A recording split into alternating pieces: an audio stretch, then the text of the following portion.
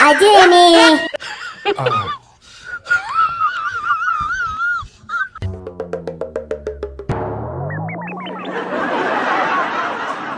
Hai.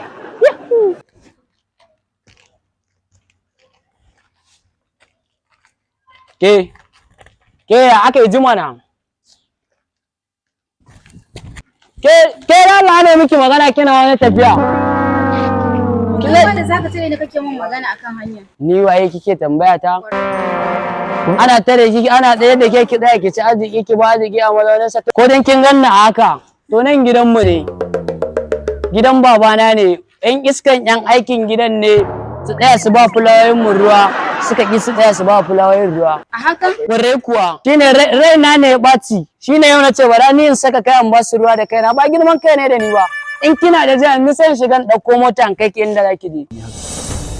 Barau, billahi azim alhaji ina taimaka hon ka zo ka je ka bude masa kofa shine ka tafi yawon ƙarya ka tafi kake zuwa ka je kake ta zazzaga wata macen kake sola ta saboda ka zama abin billahi azim zan je in hada ka da alhaji in ce ka zo ka bude masa ka ki bude masa ni zan bude maka ko ni zan bude maka ni kai kana dan aiki a gidan mu ka raina kanka hankali aikin banza kai ƙaryar tsiya ƙarya yake yanzu sai a ɗauko mota kai ki gida. Ashe da mun kai mata. Ƙarya yake yi na ce miki yanzu sai. Hey, what happened?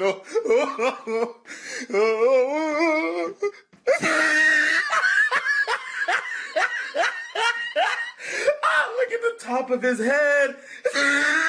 Aje ne.